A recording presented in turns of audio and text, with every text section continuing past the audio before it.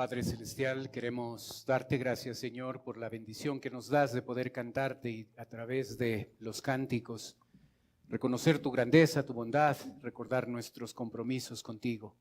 Ahora, Padre, abriendo tu palabra, queremos pedirte que puedas ayudarnos a entender y aplicar esas verdades a nuestra vida diaria, Señor. Oramos, Padre, en el nombre de Cristo Jesús. Amén. Muy buenos días, tomen asiento, por favor. Job capítulo 35 en su Biblia, por favor. Job capítulo 35.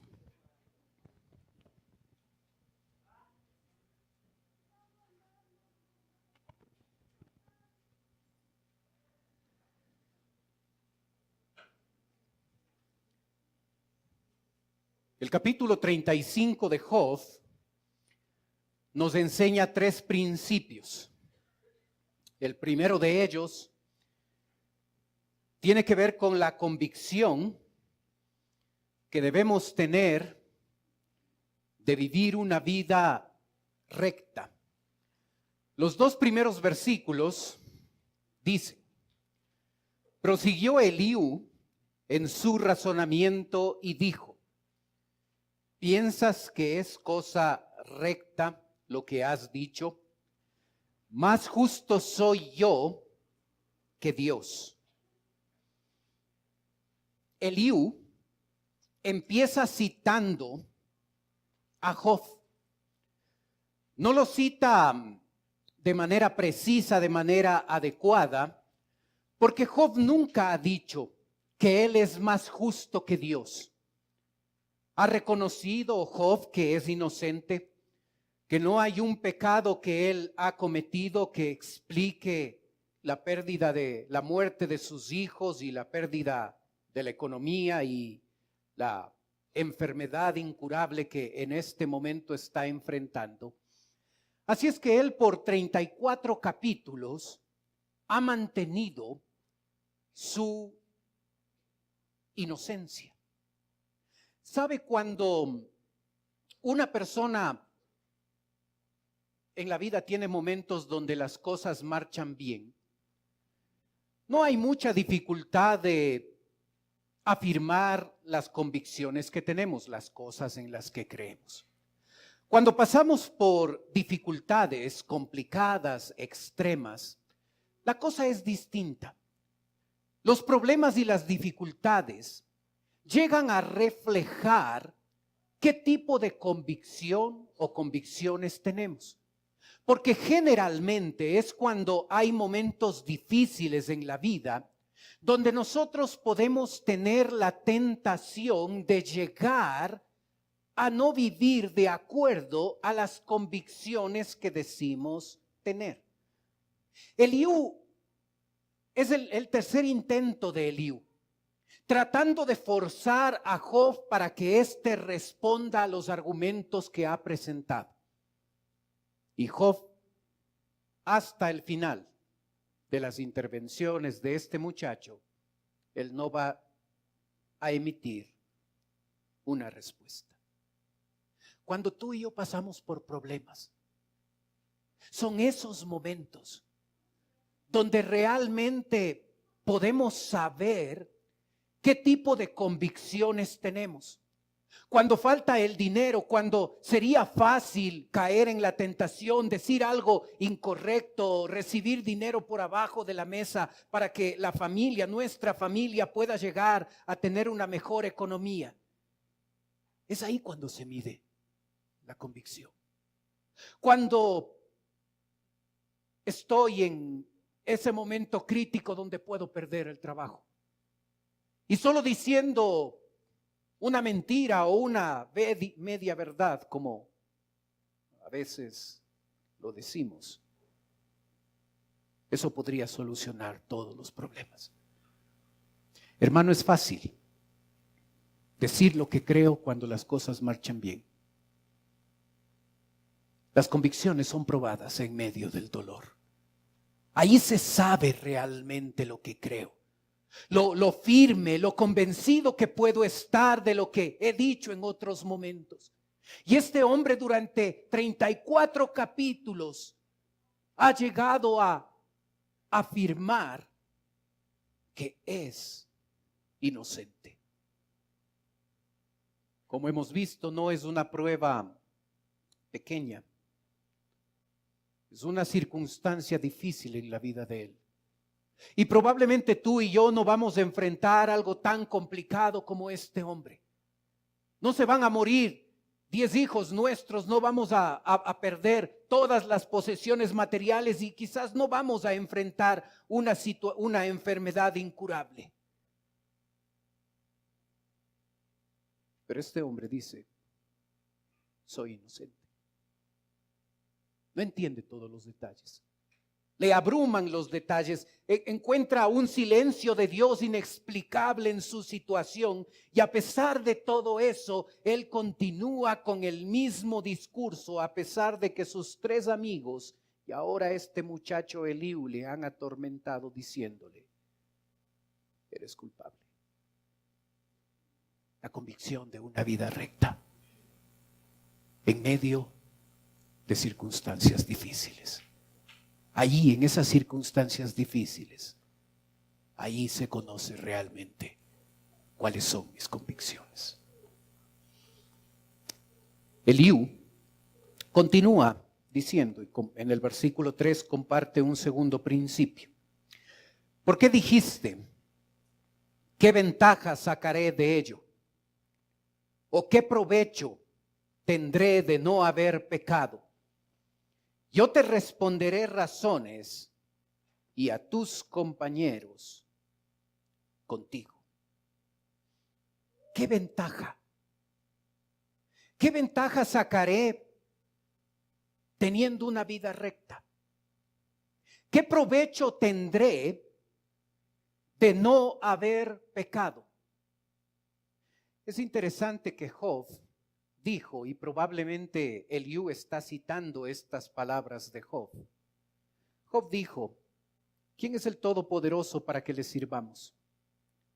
¿Y de qué nos aprovechará que oremos a él? Allá en Job 21, versículo 15. Y probablemente Eliú está citando esas palabras y está diciendo, ¿qué ventaja tenemos de andar en una vida recta? ¿Qué provecho tendremos de no pecar, de buscar la sanidad, la santidad? Cuando tú y yo sabemos, hermano, que en el mundo es más fácil alinearnos con el pecado, es más fácil hacer lo que los demás hacen. Cuando marcamos una posición de santidad, una posición de convicciones firmes basadas en la palabra de Dios, vamos a ver que la corriente de este mundo se pone en nuestra contra. Cuando nosotros tratamos de vivir como los demás viven, las cosas son un poco más sencillas. Pero cuando en la familia, o en el hogar, o en la situación en la que estemos, o con las personas con las que nos encontramos, nosotros decidimos mantener una vida recta, no solo las convicciones son probadas, sino que otros pueden atacarnos cuestionándonos a nosotros el hecho de ¿cuál es la ventaja? ¿Cuál es el provecho que tú y yo tenemos de vivir una vida recta? Muchas veces las preguntas vienen por gente, de gente no cristiana. Pero en ocasiones, ese cuestionamiento de qué ganamos por vivir bien, por leer la Biblia, por orar, por diezmar, por venir a la iglesia, a veces esos cuestionamientos vienen de personas cercanas. A veces son los padres los que cuestionan a sus hijos. A veces es el esposo cuestionando la vida espiritual de su esposa. A veces la esposa cuestionando la vida espiritual de su esposo. A veces los cuestionamientos vienen de personas cercanas. ¿Qué ventaja sacarás de esto? ¿Qué provecho tienes de no vivir en pecado? Puede ser que tú has hecho esas preguntas.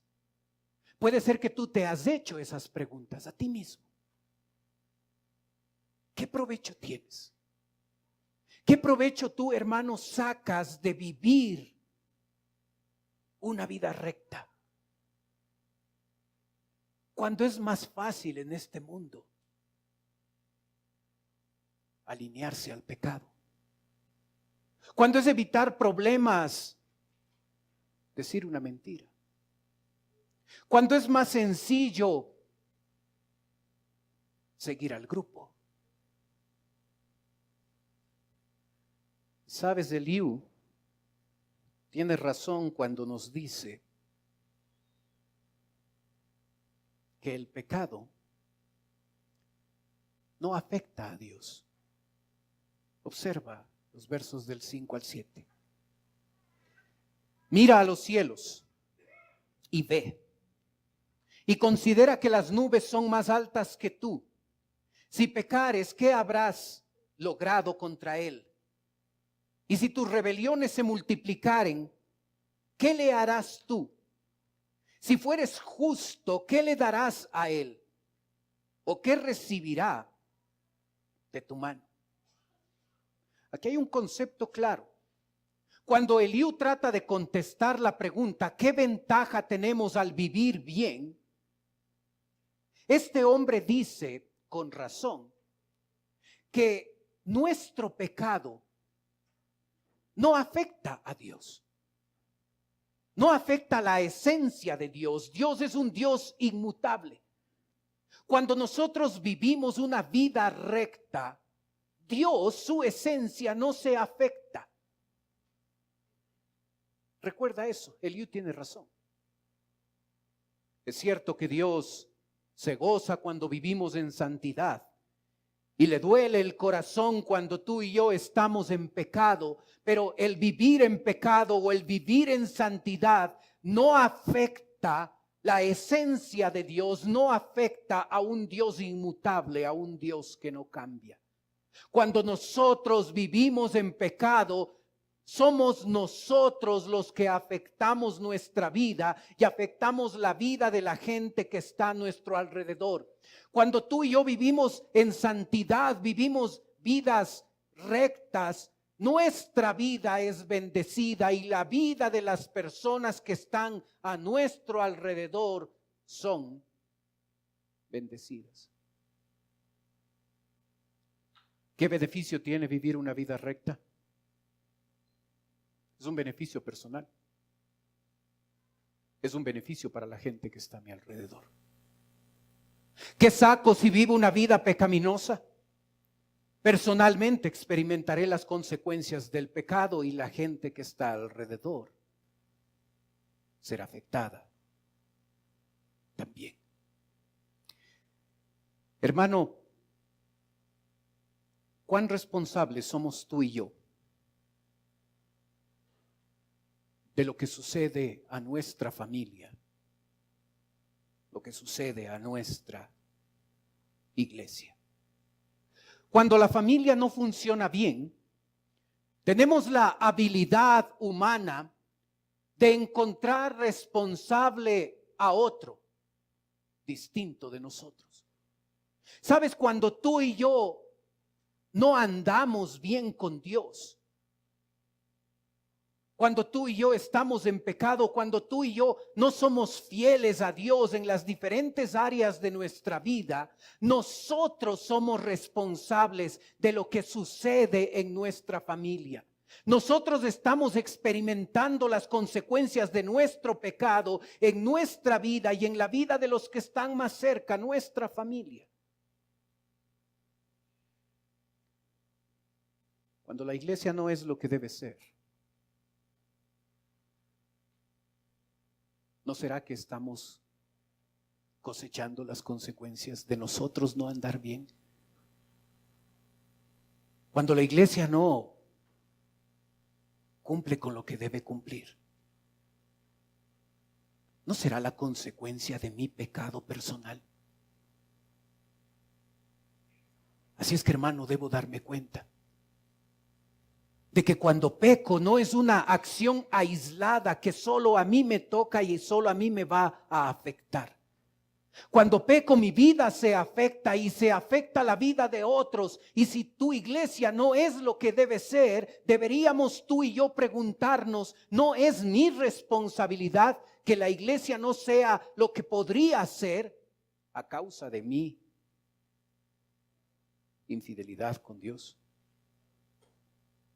Pero sabes, también se aplica cuando nosotros andamos bien. Cuando tú y yo hemos escogido la vida recta. Cuando estamos viviendo en santidad, observaremos que nuestra familia se beneficia, observaremos que nuestra iglesia se beneficia, que nuestra sociedad, que nuestro trabajo se llega a beneficiar por nosotros haber escogido andar una vida recta, una vida de santidad. ¿Sabes? El versículo 8 nos muestra que el pecado nos afecta a nosotros y afecta a otros.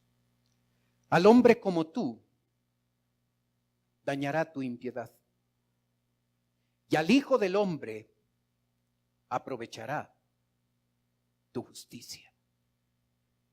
Observas, el pecado no solo afecta mi vida, a otros hombres como nosotros va a dañar nuestra impiedad.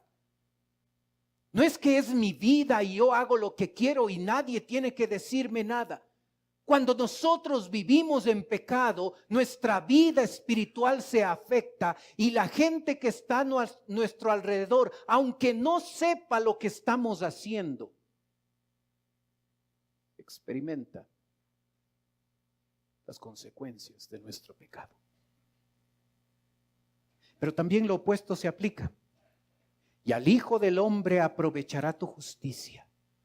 Cuando escojo la vida de santidad, mi vida se beneficia y la vida de la gente que está a mi alrededor también va a beneficiarse si escojo la justicia.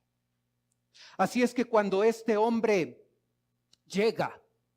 Eliú llega a contestar esta pregunta: ¿qué ventaja sacaré de ello o qué provecho tendré de no pecar?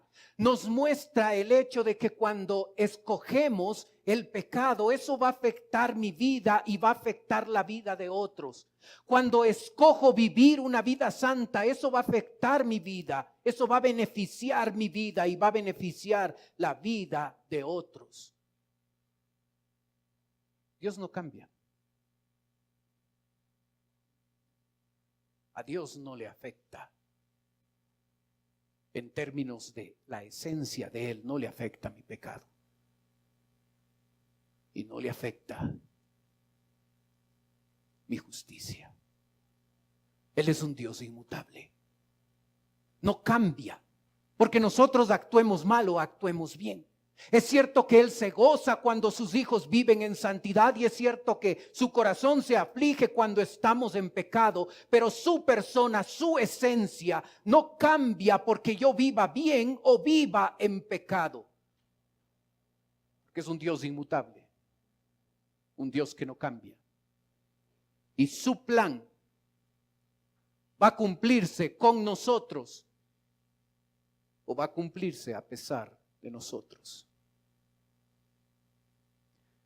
¿Sabes? Cuando llegamos a cuestionar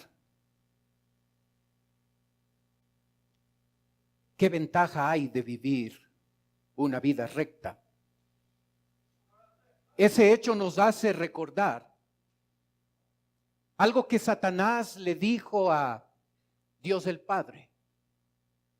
Él dijo, respondiendo Satanás a Job, dijo: ¿acaso teme Job a Dios de balde? Ahí en capítulo 1, versículo 9. ¿Acaso teme Job a Dios de balde? Satanás empezó a cuestionar El hecho de que Job vivía bien, vivía en temor de Dios, vivía agradando a Dios, y en el fondo la intención de Job, según Satanás, era porque Dios le había cubierto con una vida tranquila, con una hermosa familia, con una economía adecuada y con una salud donde no había problemas. Y sabes, podrán seguir cuestionando por qué servimos a Dios. Y se levantarán personas, y a veces gente muy cercana a nosotros, donde pueden llegar a cuestionar qué ventaja, qué sacas, qué beneficio tienes de servir al Señor, qué es lo que estás ganando, por qué lo haces con tanto entusiasmo, con tanta pasión. ¿Por qué destinas tiempo para servir en un ministerio? ¿Por qué das tus diezmos a la iglesia? ¿Por qué inviertes tu tiempo en esta actividad? ¿Por qué? ¿Qué ganas leyendo la Biblia? ¿Qué ganas orando? Y puede ser que al no encontrar una respuesta satisfactoria, lleguen a dudar de la motivación interna. ¿Acaso teme Job a Dios de balde, gratis? Y pueden cuestionar lo que haces. Pueden ir un paso más allá, pueden cuestionar la motivación interna. Hermano, ¿qué beneficio sacas tú de vivir una vida recta? Es una buena pregunta que Eliú hace y que tú y yo deberíamos tener una muy buena respuesta. ¿Vas a seguir sirviendo a Dios cuando las cosas se pongan difíciles? Observa cuál es la situación de Job. Cuando había plata, cuando la familia estaba bien, cuando la salud era impecable, no parecía difícil. Y ahora este hombre lucha con su fe. Está solo. Y debe cuestionarse y debe responder el hecho de si es bueno seguir a Dios en los momentos difíciles. O los momentos difíciles son un justificativo valedero, correcto, de abandonar la fe, de abandonar la confianza en Dios. Es fácil servir a Dios cuando las cosas van bien. Es distinto cuando nos enfrentamos a una realidad como la que enfrenta Job y tenemos que continuar con una vida de integridad cuando las cosas van súper mal.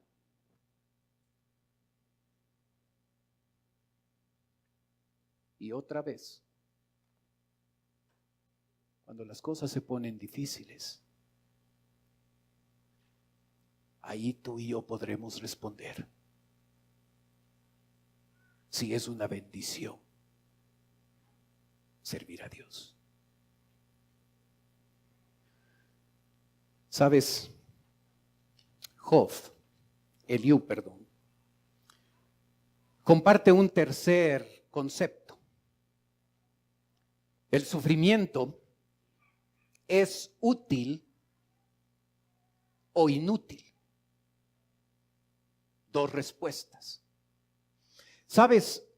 Job dijo: clamo a ti y no me oyes. Me presento y no me atiendes. Allá en Job 30, versículo 20. Así es que tal vez Eliú tomó estas palabras que escuchó de Job y escribió estos versículos del 9 al 16 para decirle a Job las tres razones de por qué según él, Dios no le escuchaba. Primera razón, el orgullo. Verso 9 en adelante. A causa de la multitud de las violencias, claman y se lamentan por el poderío de los grandes. Y ninguno dice: ¿dónde está Dios, mi hacedor? Que da cánticos en la noche, que nos enseña más que a las bestias de la tierra, y nos hace más sabios más que las aves del cielo. Así claman, y él no oirá. Y aquí está la razón: por la soberbia de los malos. ¿Observas el verso 9?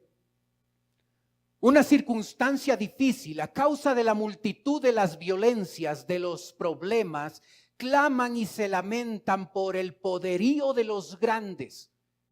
Es el actuar de los grandes lo que ha producido una vida injusta, y esa vida ahora es cosechada, es experimentada por los más pequeños.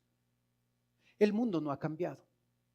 Los poderosos, los grandes, los que tienen más recursos, llegan a vivir y hacer las cosas para beneficio personal. Y si ese beneficio personal hace de la vida de los más pobres una vida con dificultades, eso no me importa.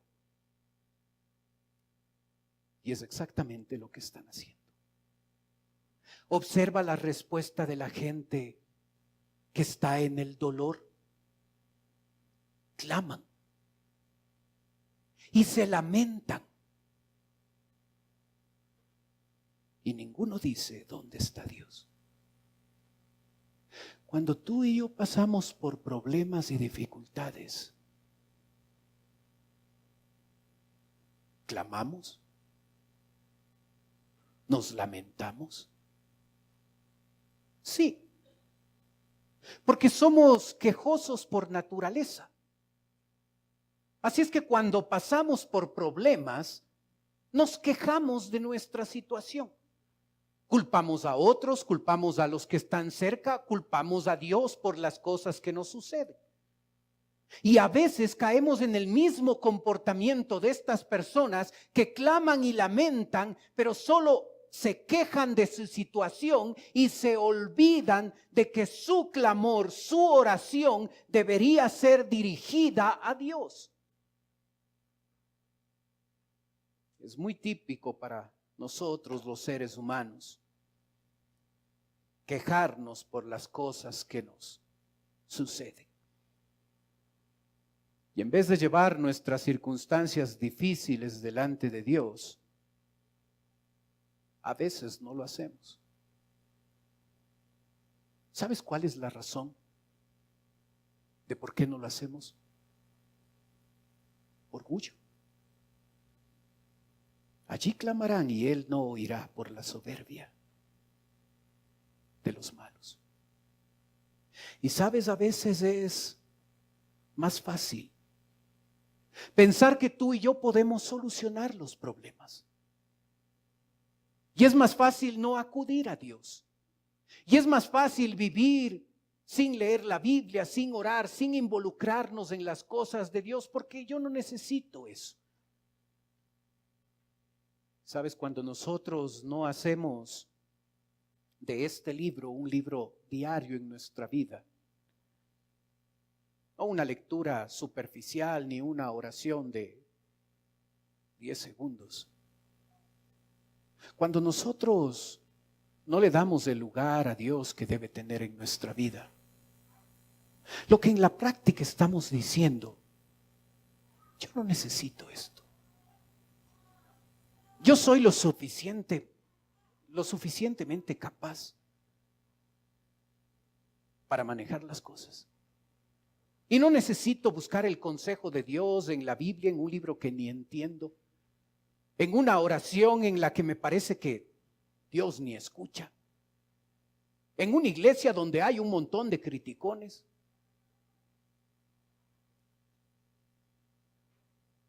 ¿Es la soberbia una barrera en tu vida cristiana? ¿Sabes? El problema del orgullo es un problema que afecta a incrédulos y a creyentes. La Biblia dice: he aquí que no se ha cortado la mano de Jehová para salvar, ni se ha agravado su oído para oír, pero vuestras iniquidades han hecho división entre vosotros y vuestro Dios, y vuestros pecados han hecho ocultar de vosotros su rostro para no oír. El orgullo pone una barrera entre nosotros y Dios. Recuerda, el incrédulo no llega a ser salvo porque cree que no necesita salvación, que su vida está muy bien. Así es que se cree suficiente y no llega a Dios y le reconoce como Salvador. Pero sabes, tú y yo como cristianos, como creyentes, como personas que conocen a Cristo, podemos también poner el orgullo como una barrera para nuestra relación con Dios, y en la práctica hacemos lo mismo. No leemos la Biblia, no oramos, no hacemos lo que Dios espera, no somos fieles en nuestro andar con Dios, porque nada de eso me sirve.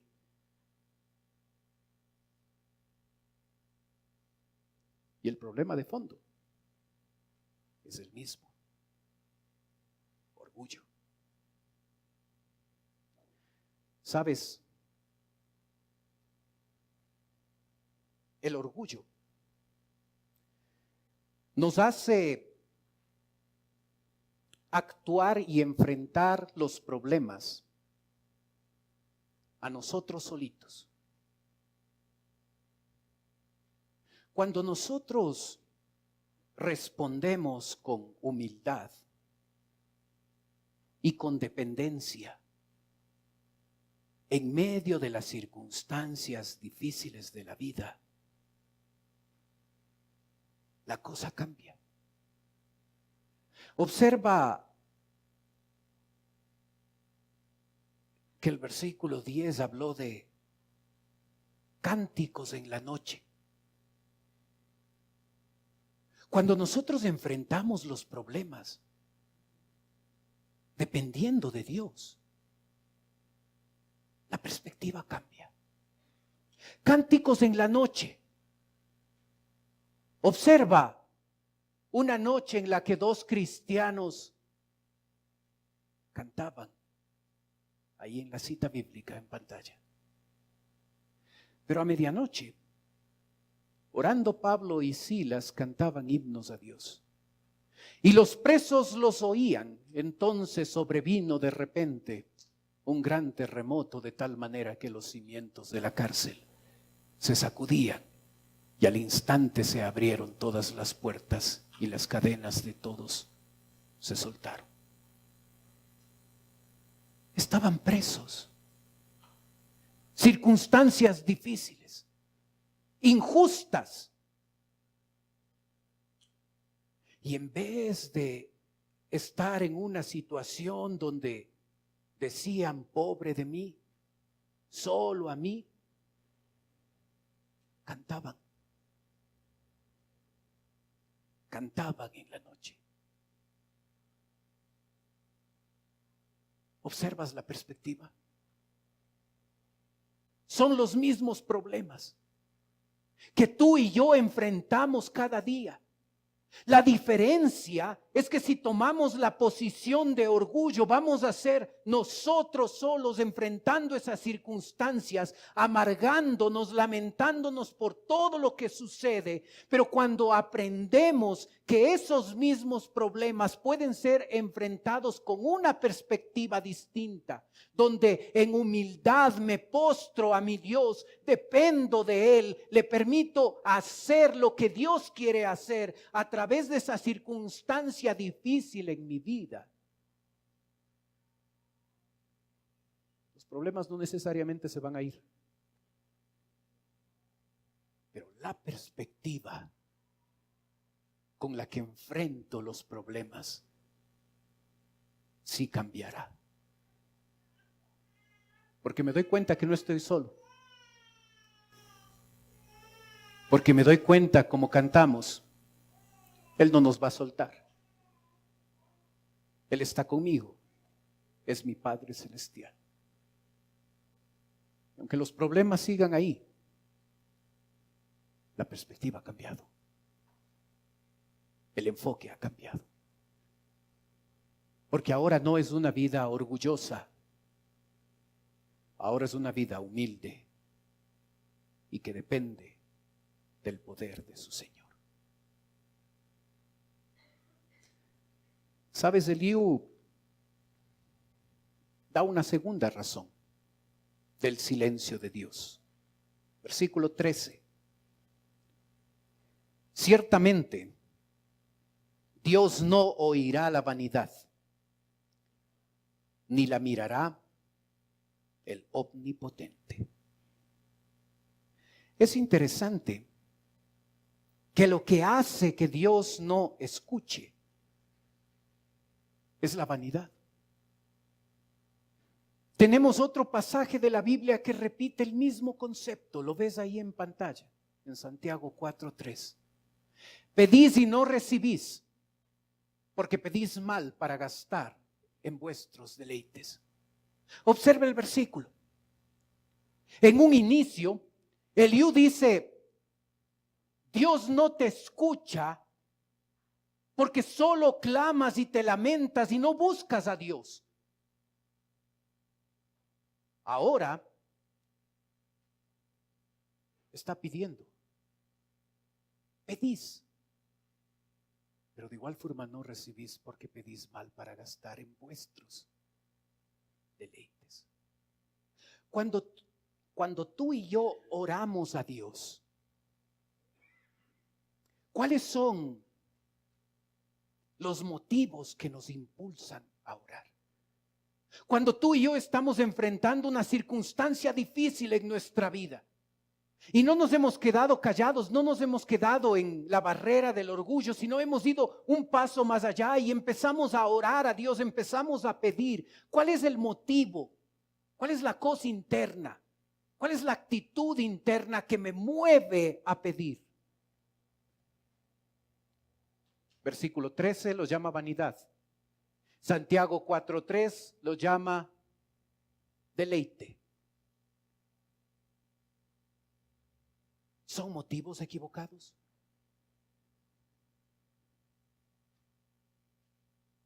¿Oro con motivos equivocados?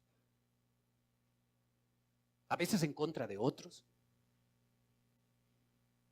¿Cuál es mi motivación para orar? Ahí en medio del problema, en medio de la dificultad, cuando clamo a Dios, ¿cuál es mi motivación? Y Eliú le dice a Job, Dios no te escucha porque tus motivos son incorrectos. Le dice, eres un orgulloso que se queja, que clama y no le busca a Dios. Y luego le condena por otra razón. Dice, cuando oras, cuando clamas a Dios, lo haces con un motivo equivocado, incorrecto. Tu motivación es vana, es inútil. Y por eso Dios no te escucha. Los versos 14 al 16 nos da la tercera razón. Cuanto menos cuando decís que no haces caso de Él. La causa está delante de Él, por tanto, aguárdale, más ahora porque en su ira no castiga, ni inquiere con rigor. Por eso Job abre su boca vanamente y multiplica palabras sin sabiduría. ¿Observas la recomendación de Eliú? Aguárdale. Esa es la recomendación. Eliú ve en Job a una persona apresurada, a una persona que no ha permitido que las circunstancias difíciles que está enfrentando lleguen a cumplir el propósito completo que Dios ha permitido. ¿Recuerdas el libro de Santiago? mas tenga la paciencia su obra completa para que seáis perfectos y cabales sin que os falte cosa alguna. Mas tenga la paciencia su obra completa. Y sabes, hermano, una de las cosas que nos sucede es que a veces los problemas llegan a superarnos y llegamos nosotros a cortar el proceso que Dios quiere, que Dios está llevando a cabo en nuestra vida para perfeccionarnos, para purificarnos. Sea que el problema estás experimentándole porque tú y yo nos jalamos y tomamos malas decisiones y estamos cosechando esas cosas negativas que nos pasan. O sea que los problemas que estamos enfrentando es responsabilidad de otro que se portó mal con nosotros y por lo que ha actuado de manera incorrecta. Ahora yo estoy sufriendo las consecuencias. Cualquiera que sea la causa de tus problemas, tú y yo necesitamos dejar que ese proceso de perfeccionamiento a través de los problemas llegue a su fin. En los problemas se prueba nuestra fe. En medio de los problemas se prueba nuestra confianza paciente. Nos apresuramos y muchas veces no dejamos que Dios cumpla el propósito que Él tiene. Así es que si estás enfrentando una circunstancia difícil y es tu culpa porque estás en eso, o es culpa de otro, la verdad es que no importa. Las circunstancias difíciles en nuestra vida, Dios las puede usar para perfeccionar nuestra vida, pero tú y yo necesitamos dejarle obrar a Dios para que ese proceso se complete y salgamos transformados, diferentes. Pero somos la generación microondas. Más de un minuto ya no funciona la cosa. Queremos ya las cosas. Y cuando Dios obra en nuestra vida y permite circunstancias difíciles, Dios no usa ese criterio. Dios va a tomarse tiempo. Días, meses, incluso años, permitiendo circunstancias difíciles a través de las cuales Él quiere formarnos y quiere transformarnos. Y si nosotros nos salimos del proceso y no le permitimos obrar, será una prueba más desperdiciada en nuestra vida. El sufrimiento ¿es útil o es inútil? ¿Sabes? Depende de cada uno de nosotros. Si ante el sufrimiento reaccionamos con orgullo, con prepotencia, si la motivación que nos mueve es incorrecta, si somos impacientes, ese sufrimiento será inútil. Si ese mismo sufrimiento es enfrentado con humildad, con dependencia, con motivos correctos, con paciencia y confianza, ese sufrimiento será usado por Dios para formarnos y transformarnos.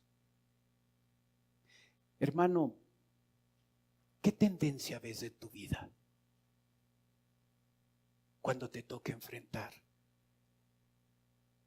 cosas difíciles?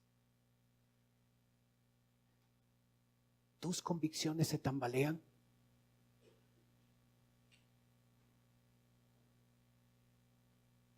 ¿No ves nada beneficioso de servir a Dios?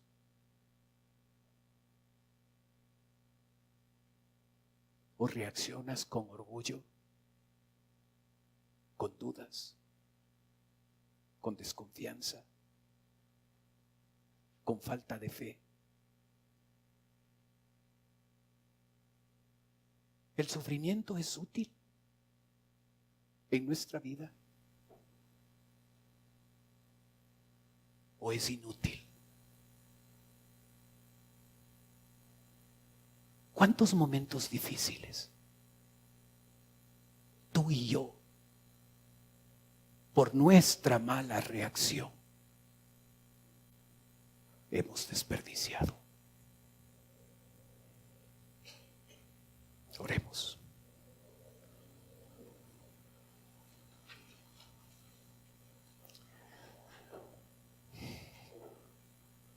Padre Celestial, gracias por tu palabra. Gracias, Señor, porque podemos encontrar en ella lo que necesitamos para vivir. Padre, ayúdanos en medio del dolor, a que no tengamos convicciones tan valientes, a que se vea firmeza, integridad, convicción. Padre, en medio del dolor, a veces llegamos a cuestionar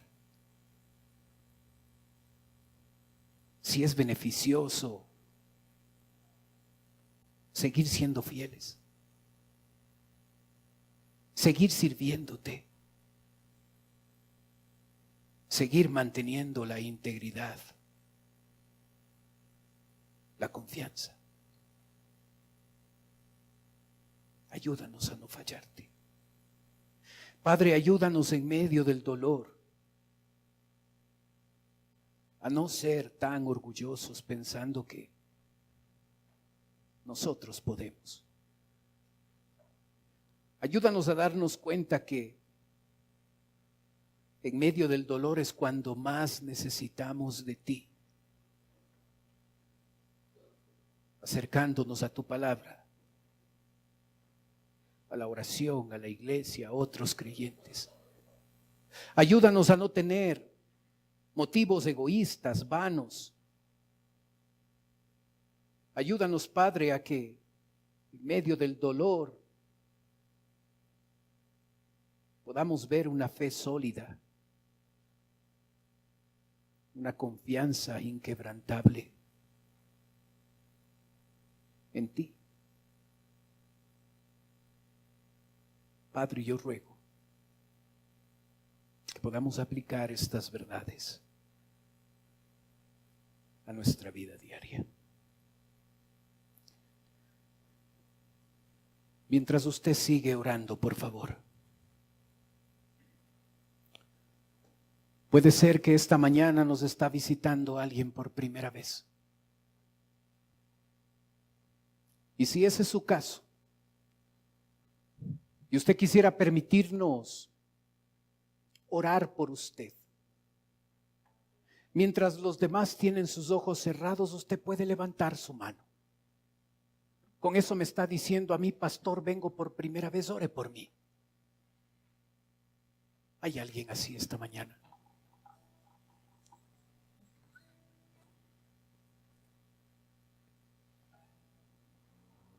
Padre Celestial, estamos aquí tus hijos,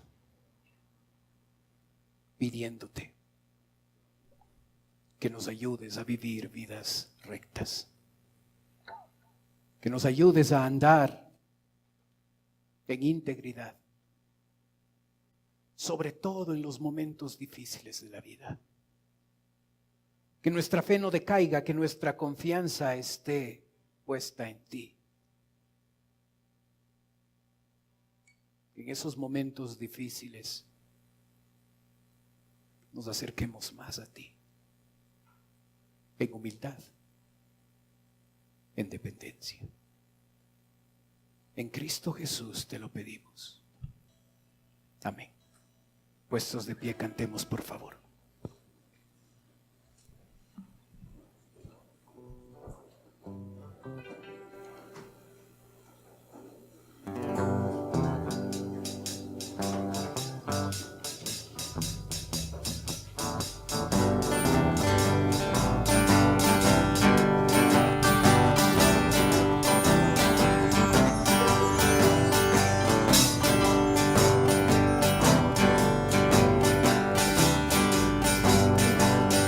Voy a vivir con integridad mi vida. Ya decidí no volver a ser quien fui. Voy a vivir con integridad mis días. Ya dije no. Desde aquí fue empezar. Y voy a vivir con integridad mi vida. Ya decidí no volver a ser quien fui. Voy a vivir con integridad mis días. Ya dije no, desde aquí vuelvo a empezar. Todo mi tiempo, mi vida y mi voluntad, lo que me has dado, todo te entrego. Mis ilusiones, mi anhelo en tu mano está. Yo por mi parte quiero vivir con integridad. Vivir con integridad mi vida. Ya decidí no volver a ser quien fui. Voy a vivir con integridad mi vida. Ya dije no, desde aquí fue empezar. Voy a vivir con integridad mi vida. Ya decidí no volver a ser quien fui. Voy a vivir con integridad mis días. Ya dije no. Desde aquí vuelvo a empezar. Todo mi tiempo, mi vida y mi voluntad, lo que me has dado, todo te entrego. Mis ilusiones, mi anhelo en tu mano está. Yo por mi parte quiero vivir con integridad. Mis ilusiones, mi vida y tu voluntad, todo te entrego. Mis ilusiones, mi anhelo en tu mano está. Yo por mi parte quiero vivir con integridad.